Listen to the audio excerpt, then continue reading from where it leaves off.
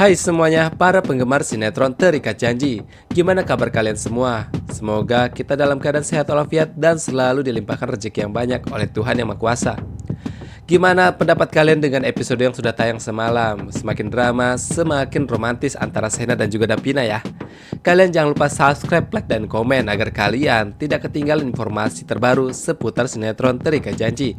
Karena cuma di channel ini, kita akan membahas lebih mendalam tentang sinetron yang sedang viral, yaitu sinetron Terikat Janji. Di episode selanjutnya, setelah aksi menembak Yoga, Hans kembali ke kantor Dipa dengan membawa jejak keberhasilan sekaligus resiko yang sangat besar. Dipa yang memahami situasi itu langsung menekan Hans untuk menghilang sementara dan menjaga jarak dari siapapun dan memastikan tidak ada satu pihak pun yang mengetahui posisinya, terutama polisi yang bisa melacak keberadaannya. Baginya, Hans bukan lagi sekedar eksekutor, melainkan titik rawan yang bisa menghancurkan segalanya jika sampai terungkap dan ketahuan. Namun keadaan berubah ketika Dipa meninggalkan ruangan untuk memenuhi panggilan kepolisian. Dalam keheningan kantor yang terasa tegang, perhatian Hans tertuju pada sebuah buku tergeletak di meja kerja, sebuah buku yang jelas bukan dokumen biasa. Ada sesuatu yang janggal, seolah benda itu menyimpan rahasia yang jauh lebih besar dari sekedar catatan bisnis. Naluri Hans sebagai seorang profesional membuatnya tidak langsung bertindak ceroboh. Ia pun memakai tisu untuk menghilangkan jejak tangan di buku tersebut. Dan agar tidak ada yang curiga jika ia memegang buku itu. Di dalam dirinya muncul pertarungan antara kepatuhan dan juga insting. Jika ia tetap setia pada Dipa, maka ia harus mengabaikan semua itu dan tetap berada dalam bayang-bayang. Namun jika ia memilih membuka buku tersebut, maka ia sedang melangkah ke jalur yang jauh lebih berbahaya dan bisa mengubah posisinya dari pelindung rahasia menjadi ancaman bagi Dipa sendiri. Ada celah yang membuat Hans tidak sepenuhnya terikat. Semua yang ia lakukan selama ini hanyalah berdasarkan bayaran, bukan loyalitas. Dan ketika ia mulai melihat tanda-tanda bahwa rela Dipa mengorbankan siapapun demi keselamatannya sendiri, termasuk anak buahnya, benih keraguan itu semakin tumbuh. Dalam kondisi seperti itu, bukan tidak mungkin Hans mulai mempertimbangkan langkah lainnya, mengumpulkan informasi, memahami isi buku tersebut, lalu menyimpannya sebagai pegangan. Jika itu terjadi, maka arah permainan akan berubah menjadi drastis. Karena informasi yang tersimpan dalam buku itu bisa menjadi kunci untuk membongkar semua yang selama ini disembunyikan oleh Dipa. Dan jika Hans memutuskan untuk menyerahkan informasi itu kepada Sena, maka bukan tidak mungkin selama ini ia memang memiliki peran lain yang lebih tersembunyi, sebagai mata-mata yang diam-diam bergerak dalam lingkaran Dipa. Kini semuanya bergantung pada satu keputusan, apakah Hans itu adalah mata-mata Sena. Sementara itu memang di sini Sena memutuskan langkah pada satu tujuan yang semakin jelas, yaitu mengumpulkan bukti kuat atas keterlibatan Dipa dalam pengoboman kasus Reja dan juga pencucian uang. Dari rangkaian kejadian yang ia susun kembali, Sena semakin yakin bahwa semua ini bukanlah kebetulan, melainkan bagian dari rencana struktur untuk menutup jejak pencucian uang yang tengah diselidiki. Di saat yang sama, fokus Sena juga mengarah pada satu nama, yaitu Hans, sosok sniper yang diyakini sebagai kunci penting dalam pembongkaran peran Dipa. Cara eksekusi yang presisi saat penyergapan hingga tewasnya Yoga yang merupakan orang kepercayaan Dipa semakin memperkuat dugaan bahwa Hans sengaja diperintahkan untuk menghabisi Yoga agar tidak sempat tertangkap dan membuka suara. Bagi Sena, benang merahnya kini semakin terlihat jelas. Pengoboman, penyergapan, hingga penembakan semua saling terhubung dalam satu rantai yang mengarah langsung kepada Dipa sebagai dalang utama.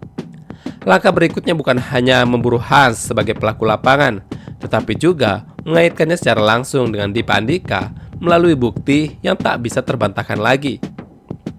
Sena tahu ia tidak bisa bergerak gegabah.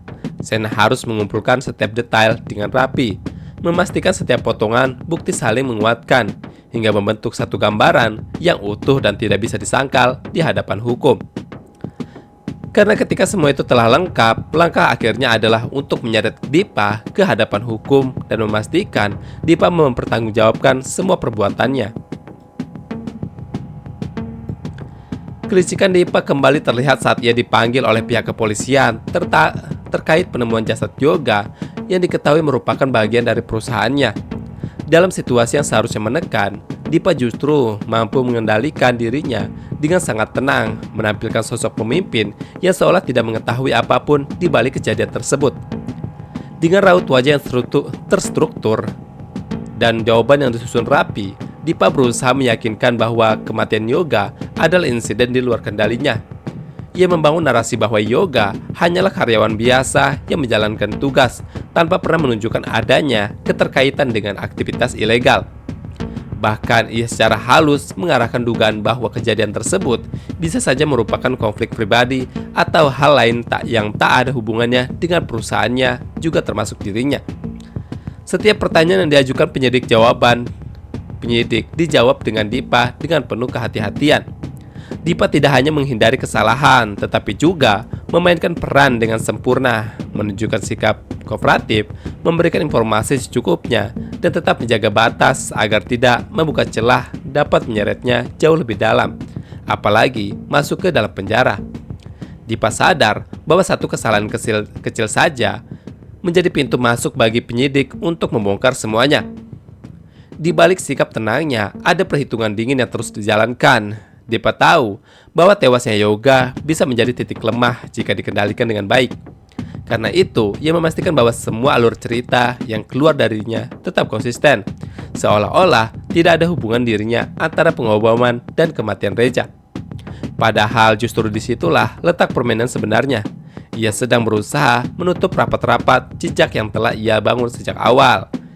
Akan tetapi nantinya di sini pihak kepolisian dan Sena akan mendapatkan bukti jika semua ini dalangnya adalah Dipa sendiri. Di sisi lain, Nopan seketika diliputi kegelisahan perasaannya ketika ia mulai mengetahui bahwa Dipa sedang berurusan dengan pihak kepolisian. Awalnya ia coba menenangkan diri dengan berpikir bahwa itu hanyalah kesalahpahaman seperti yang kemarin atau urusan kecil. Namun semakin banyak informasi yang ia dengar, semakin sulit baginya untuk mengabaikan kemungkinan bahwa ada sesuatu yang jauh lebih besar yang sedang terjadi. Sebagai pemilik Kusuma Food, Novan sangat memahami betapa pentingnya menjaga citra perusahaan. Kerjasama bisnis yang terjalin dengan perusahaan milik Dipa tiba-tiba berubah menjadi ancaman yang serius. Jika benar Dipa terlibat dalam kasus besar seperti pengoboman atau pencucian uang, maka nama Kusuma Food bisa akan terseret, baik secara langsung maupun tidak langsung. Kekhawatiran itu perlahan berubah menjadi tekanan. Nopan mulai berpikir dampak jangka panjang, kepercayaan investor, loyalitas karyawan, hingga pandangan publik terhadap perusahaannya. Ia menyadari bahwa satu langkah salah saja bisa meruntuhkan apa yang telah ia bangun selama bertahun-tahun. Di sini nantinya Nopan akan memutuskan kerjasama secara tiba-tiba juga bukan keputusan yang mudah, karena hal itu bisa menimbulkan kerugian besar di kedua belah pihak. Di balik kegelisahannya itu muncul juga rasa curiga. Nopan mulai mempertanyakan sejauh mana ia bisa mengenal Dipa. Selama ini hubungan mereka didasari kepentingan bisnis, bukan kedekatan pribadi.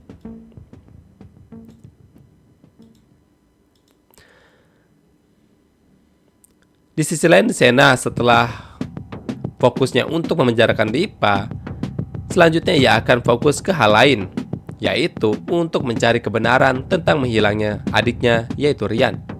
Kesempatan itu datang lewat kerjasama bisnisnya dengan Nopan dan telah memberikan akses leluasa dalam masuk ke Kusuma Food. Dengan cara ini, Sena yakin jika ia akan menemukan banyak petunjuk soal menghilangnya Rian 8 tahun lalu, apalagi ruang arsip telah menunjukkan bukti kepadanya tentang ketika ia melihat foto Rian bersama seorang gadis yang bernama Desi. Dan apakah di sini Sena akan mampu menemukan petunjuk lain ketika ia nantinya akan bebas masuk ke Kusuma Food dan mencari tahu tentang siapa Desi sebenarnya?